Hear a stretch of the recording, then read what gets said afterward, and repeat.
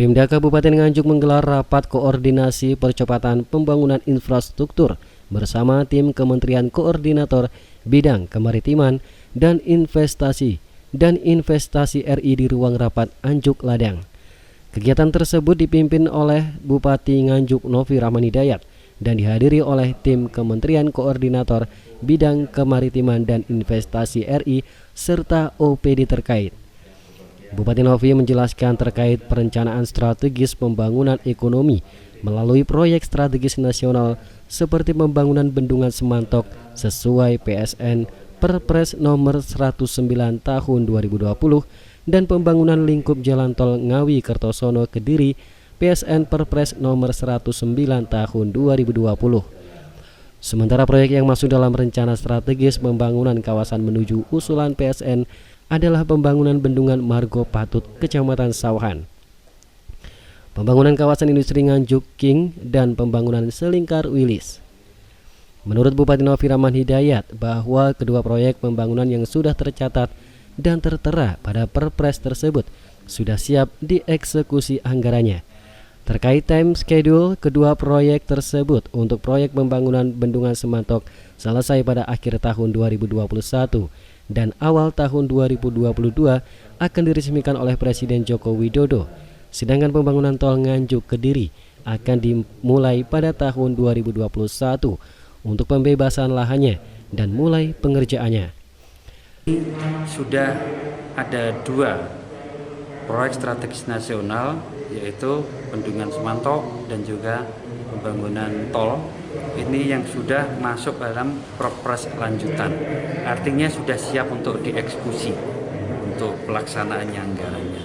Tinggal 3 ini yang kami kejar hari ini, persyaratannya apa saja yang harus kami siapkan supaya masuk pada Perpres lanjutan yang sama dengan 2 PSN yang terdahulu, yaitu Semantok dan tol Nganjuk Kediri.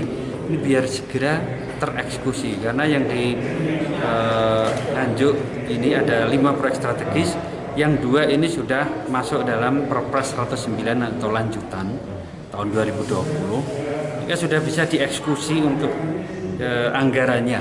Jadi itu yang paling penting. Kalau kita punya PSN tapi tidak ada anggaran, ini kan repot itu. Kalau anggarannya kurang lebih 14,5 triliun, cukup besar sekali. Pemerintah daerah tidak akan mungkin mampu mengangkat proyek ini dengan sendiri. Oleh sebab itu perlu sinergisitas dengan kementerian yang ada di pemerintah pusat. Sementara itu ketika proyek yang menjadi usulan PSN masih dalam tahapan pembahasan oleh tim terkait waktu pelaksanaan dan tahapan-tahapan apa saja yang harus dilalui untuk mendukung proyek strategis tersebut. Dari Nganjuk, Jawa Timur, tim liputan SRTV.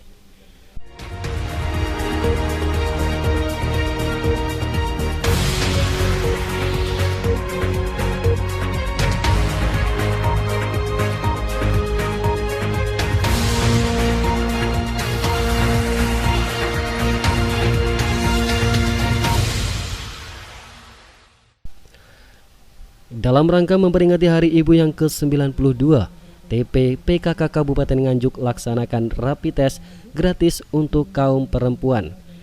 Acara yang digelar di depan Gedung Wanita Nganjuk ini dihadiri Ketua TP PKK Nganjuk Yuni Rahman Hidayat beserta Wakil Ketua TP PKK Nganjuk beserta OPD terkait.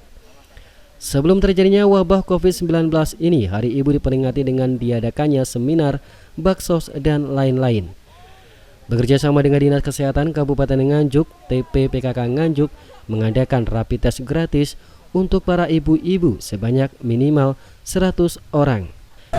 Alhamdulillah hari ini kita sekarang sedang melaksanakan acara dalam peringatan Hari Ibu yang ke-92 tahun 2020. Sebelumnya biasanya sebelum ada corona, sebelum ada virus COVID-19, kita merayakan Hari Ibu itu dengan acara seminar, dengan acara baksos dan lain-lain. Tapi karena sekarang dalam keadaan pandemi, jadi kita Kabupaten Nganjuk bekerjasama dengan Dinas Kesehatan, GOW serta BPBD, kita melaksanakan kegiatan rapid test gratis untuk para ibu-ibu sebanyak minimal 100 orang, dan kita harapkan mudah-mudahan lebih dari 100 orang yang tesnya, 150.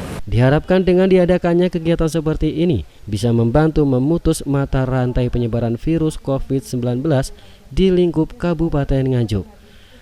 Meningkatnya kasus positif COVID-19 di wilayah Nganjuk membuat wilayah Nganjuk berstatus zona orange. Ketua TP PKK Nganjuk berharap agar masyarakat meningkatkan kesadarannya untuk tetap mematuhi protokol kesehatan. Selain Ketua Tim Penggerak PKK, Bupati Nganjuk Novi Rahman Hidayat juga menghimbau kepada masyarakat agar selalu berperilaku bersih dan menjaga kesehatan secara mandiri. Dari Nganjuk, Jawa Timur, tim liputan SRTV.